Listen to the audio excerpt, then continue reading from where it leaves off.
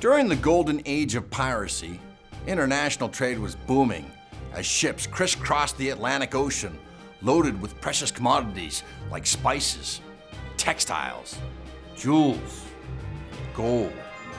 And just outside these shipping lanes, the waters were infested with pirates waiting to attack. Some pirates were ruthless, greedy, but none were as successful as the Prince of Pirates, Black Sam Bellamy. Bellamy, an English privateer, came to Cape Cod in 1715. There, in Wellfleet, he met a girl named Maria Hallet, and they soon fell in love. But Maria's parents were weary of Bellamy's ability to earn a decent living. So when Bellamy heard of sunken Spanish treasure in Florida, he set sail with hopes of returning as a respected and rich captain, and promised Maria to bring back the greatest ship she had ever seen. The months went by, and Bellamy failed to find any treasure. He was out of options, and as a last resort, to keep his promise to Maria, he turned to piracy.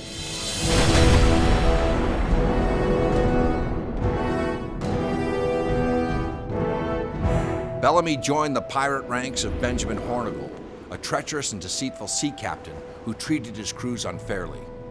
But in 1716, the crew revolted against Hornigold, voting Bellamy as captain, and with that came the greatest year of piracy the world had ever seen.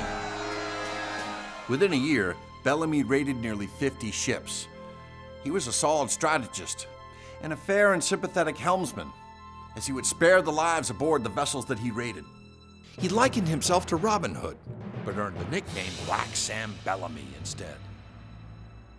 With his crew by his side, and the pirates growing more confident, they set their sights on the newly commissioned Witta, a 300-ton, 102-foot English slave ship, the most advanced vessel of its time.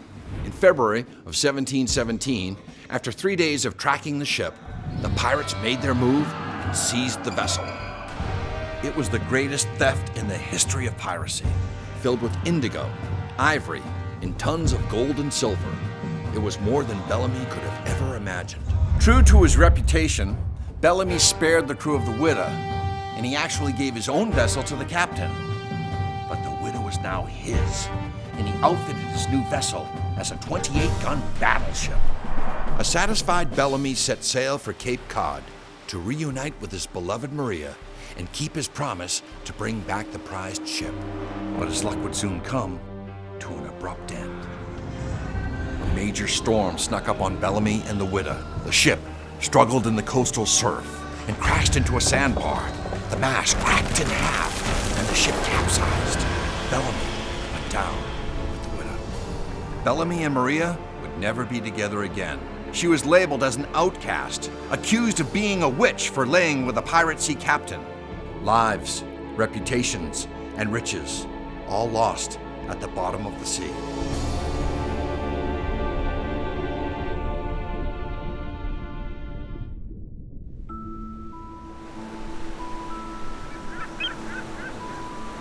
Then, a young Barry Clifford from Cape Cod heard stories from his uncle telling the tale of the Witta and Black Sam Bellamy. Clifford became a sea explorer and used a map drawn at the time of the shipwreck to look for the Witta. By 1980, he began his search, but had little success. Then, 3 years later, Clifford found a bell with the markings of the Witta. This was the first evidence ever found of a sunken pirate ship. Clifford would go on to recover over 100,000 artifacts that would help shed light on the mystery of the Witta and the life of the Prince of Pirates.